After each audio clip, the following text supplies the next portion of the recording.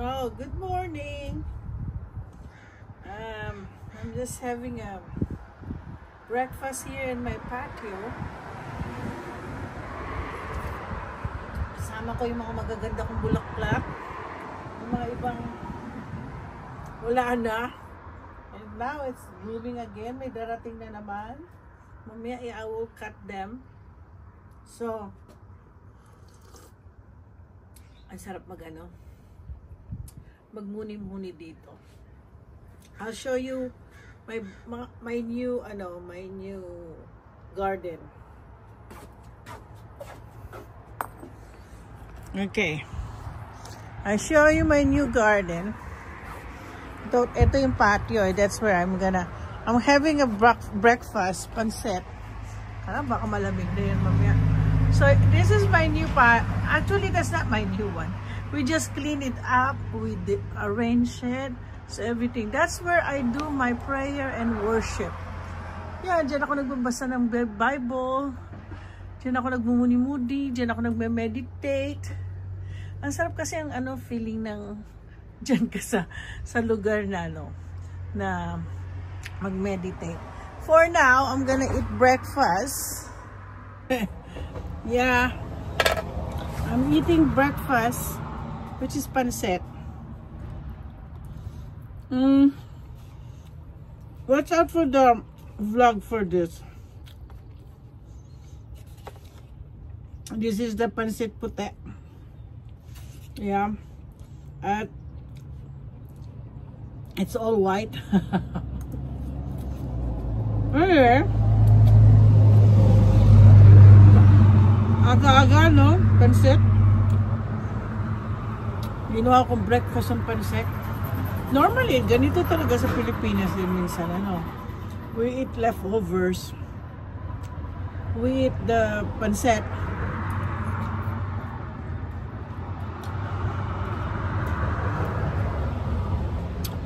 Tulog pa si Habi. Tulog pa siya. So, ako na muna dito. Grabe ang ganda ng araw. For the past few days, muulan kasi. Ang malamig. June na. Summer na. Declared na ang summer last,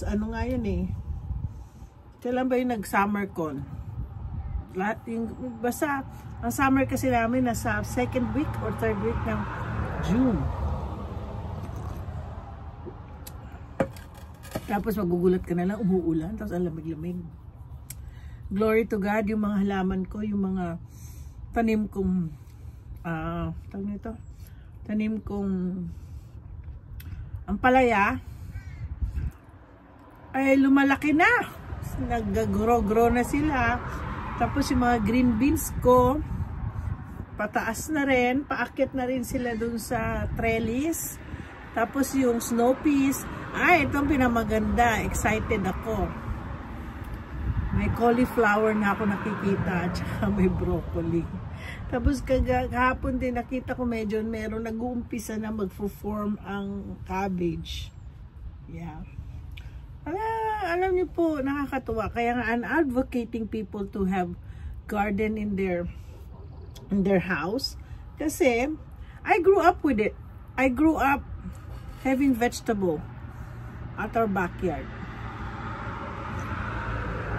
Ewan ko kung nakita ninyo yung vlog ko sa bahay namin. Meron dito sa YouTube na ko ito while I was in the Philippines last January.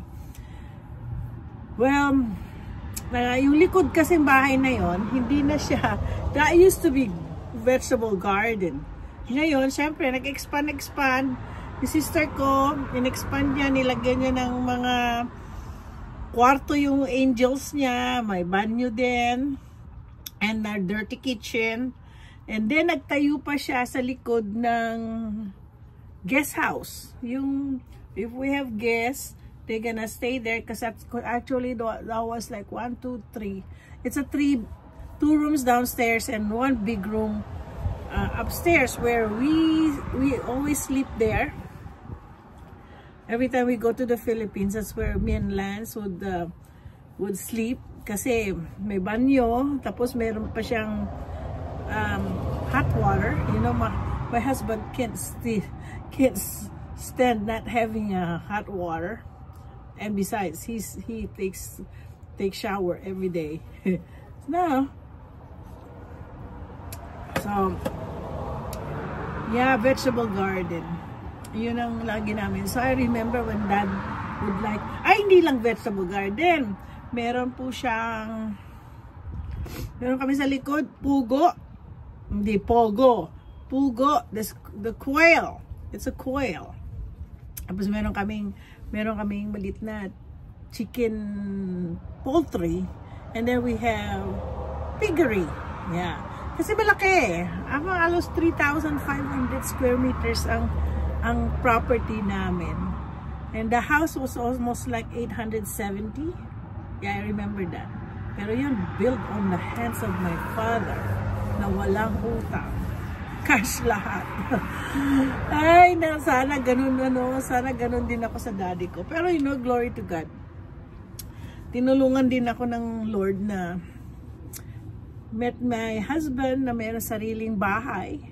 He has his own house. And we don't need to worry about mortgage. Yeah. So, siyempre, we really work hard. My husband worked hard too. He's a sleep tech in a hospital. Lahat kami. Dito ka lang masipag ka. If you really want good life, really work hard. Yun nga lang, maganda din doon sa trabaho ng asawa ko. They have a good health insurance. I don't buy my health insurance. He buys my health insurance through his work. It's a big one too. Kasi deductible sa account niya. Kasi tinitingnan ko rin yung pay stub niya. At the end of the year, of course, when we do our taxes, makikita ko, laki palang binabayad din. He's paying a lot. Kasi siya free. Ako hindi. So, yon, and minsan pag gusto ng asawa ko mag-breakfast ng may spinach, I can go there, pick up some spinach, and then if I'm gonna make some salad on summertime, pick up ako ng salad. Marami akong lettuce banda dyan. And then yesterday when we were doing some gardening, and he went in the front. And then, nagulat nga kami. Nagulat kami ni Luchi. Wala lang. Mayroon siya may sinasabi na bili daw siya punta siya ng Home Depot, gano'n. Then after that, tinitingnan niya yung strawberry doon sa tabi niya. So he picked up the strawberry and he's eating the strawberry. Fresh, matamis. Ayaw daw niya yung medyo kasi maasim pag hindi masyadong matamis na matamis. Sabi ko, gusto mo ng blueberry? Marami nang magbo-blue. Oh my gosh, I'm just so excited to show you the blueberry later. Hindi pa naman masyado. May mga part na blue na yung blueberries ko.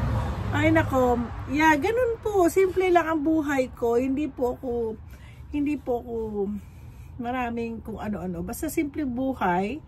This is my life. This is the life I really want to have. I don't want too extravagant. Hindi masyadong ganito lang, maliit lang ang bahay. Ayoko ng malaking bahay kasi unang-una hindi ako masyadong naglilinis. So I have Luchi helping me. And pangalawa, I really grew to love this house. Noong una, I was thinking, ang lit ng bahay, gusto ko ng malaki, gusto ko na may 3 bedrooms pa, gano'n.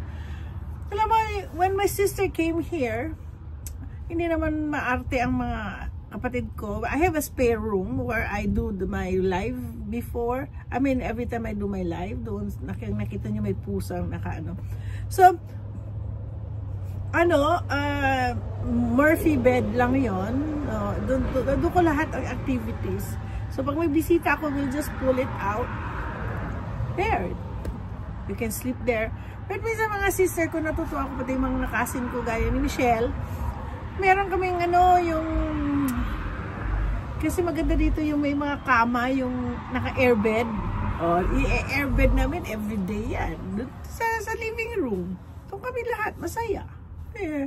Hindi yung malaki pa bahay mo tapos hindi kayo nagkikita-kita.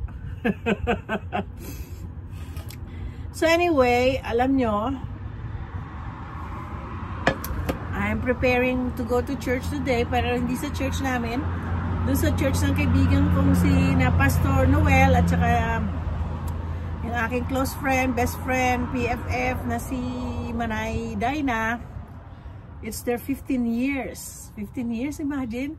I go back 15 years sa ano. Siguro, after this, I'm gonna do another vlog about the 15 years, my memories sa kanyang ano. So ngayon, like and subscribe. I'm just, nagbumuni-muni lang dito. Gusto ko lang ipakita yung sa inyo yung ang aking place where I do, mga garden ko. I'm known for the garden. So every year, everybody's looking forward to the garden.